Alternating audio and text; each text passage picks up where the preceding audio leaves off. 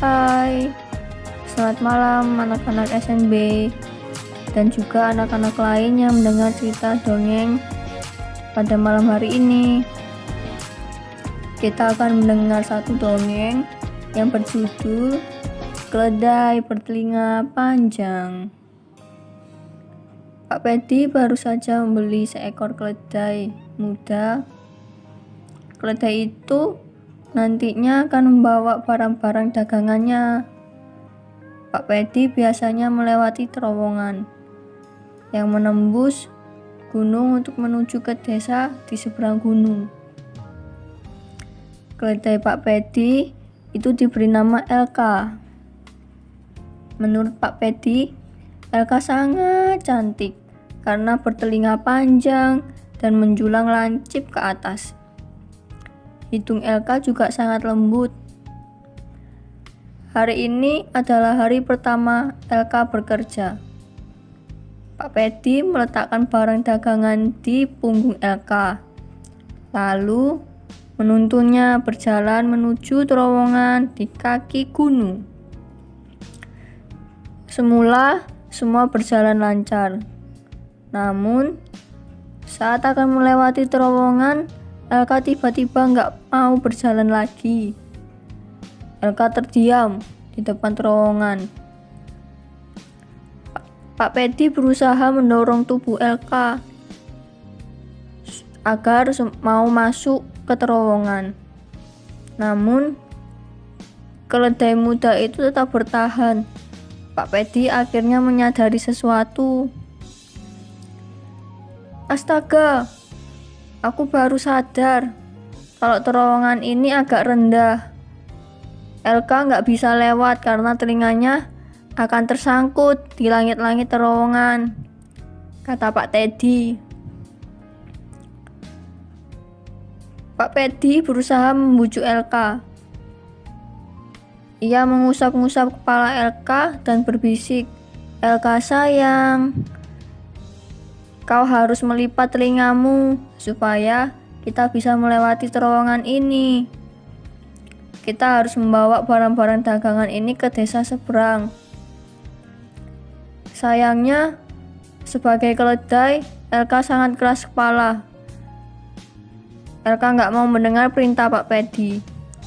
Elka tetap berdiri dengan telinganya yang tegak ke atas. Elka sama sekali nggak mau menekuk telinganya yang indah itu.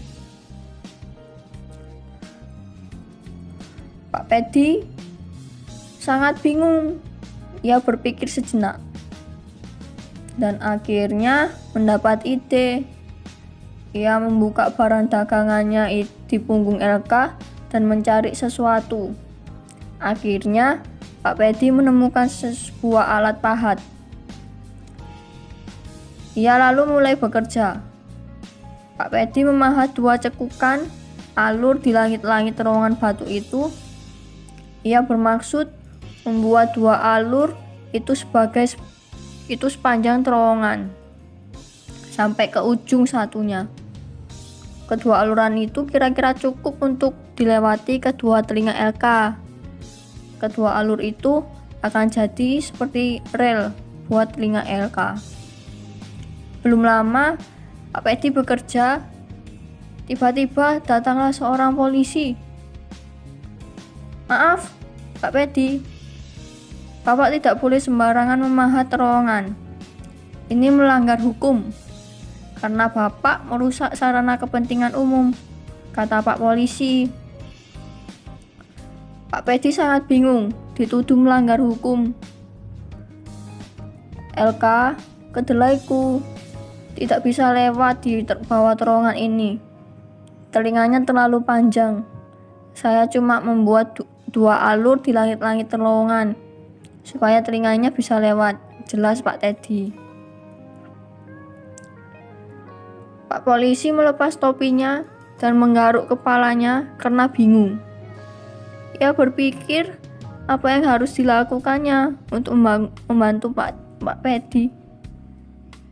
Akhirnya Pak Polisi mendapat ide.